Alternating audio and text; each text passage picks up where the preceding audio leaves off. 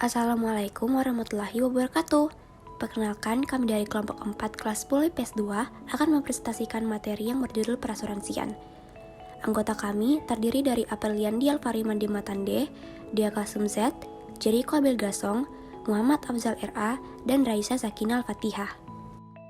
Apa itu perasuransian? Menurut Undang-Undang Nomor 40 Tahun 2014 tentang perasuransian, asuransi adalah perjanjian antara dua pihak, yaitu perusahaan asuransi dan pemegang polis yang menjadi dasar bagi penerimaan premi oleh perusahaan asuransi sebagai imbalan untuk memberikan penggantian kepada tertanggung atau pemegang polis karena kerugian atau kerusakan dan juga memberikan pembayaran yang didasarkan pada meninggalnya tertanggung. Sementara asuransi syariah adalah kumpulan perjanjian yang terdiri atas perjanjian antara perusahaan asuransi syariah dan pemegang polis dalam rangka pengelolaan kontribusi berdasarkan prinsip syariah guna saling menolong dan melindungi dengan cara memberikan penggantian kepada peserta atau pemegang polis karena kerugian atau kerusakan dan memberikan pembayaran yang didasarkan pada meninggalnya peserta. Lantas, apakah perbedaan asuransi konvensional, non-syariah, dan asuransi syariah? Pada asuransi syariah, pertanggung risiko adalah antara perusahaan asuransi dengan peserta. Peserta saling membantu dan tolong-menolong. Pengumpulan dana dikelola dengan cara membagi risiko kepada perusahaan dan peserta asuransi itu sendiri. Pada asuransi konvensional, pemindahan risiko dari peserta ke perusahaan adalah bersifat penuh. Secara sepenuhnya, asuransi akan menanggung risiko atas nama tertanggung, baik untuk aset, kesehatan, jiwa. Ini tentunya menyesuaikan dengan catatan yang berlaku. Jenis usaha asuransi.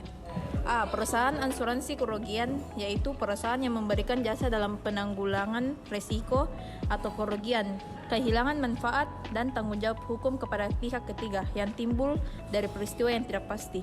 B. Asuransi jiwa, yaitu perusahaan yang memberikan jasa dalam penanggulangan risiko yang dikaitkan dengan hidup atau meninggalnya seseorang dipertanggungkan. C. Perusahaan reasuransi, yaitu perusahaan yang memberikan jasa dalam pertanggungan ulang terhadap risiko yang dihadapi oleh perusahaan asuransi kerugian dan atau perusahaan asuransi jiwa. Fungsi asuransi. Fungsi asuransi terdiri dari dua bagian, yaitu fungsi primer dan fungsi sekunder. Fungsi primer yaitu pemindahan risiko. Asuransi adalah salah satu mekanisme pengalihan risiko tertanggung baik individu maupun perusahaan. Dapat memindahkan beberapa ketidakpastian kepada orang lain dengan membayar suatu premi yang telah diketahui jumlahnya. Dalam hal ini tertanggung.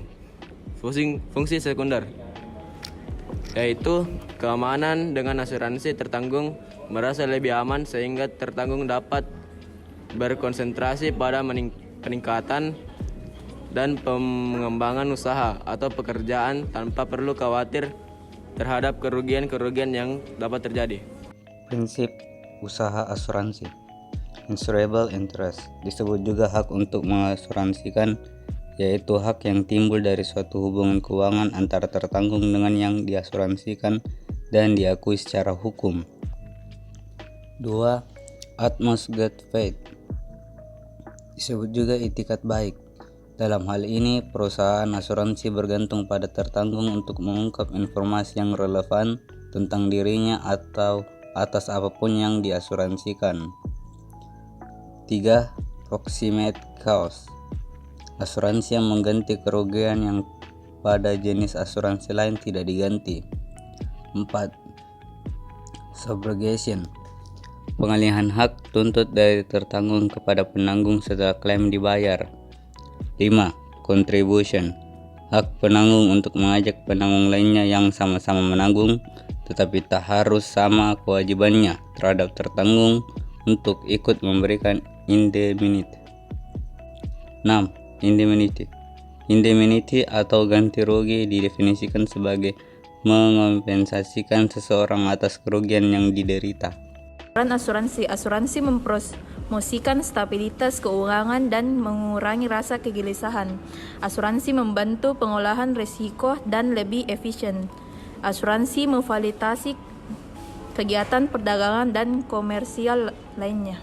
Nah, itu saja presentasi materi dari kelompok kami. Mohon maaf jika ada pengucapan kata yang salah. Wassalamualaikum warahmatullahi wabarakatuh. Sekian dari kami, terima kasih.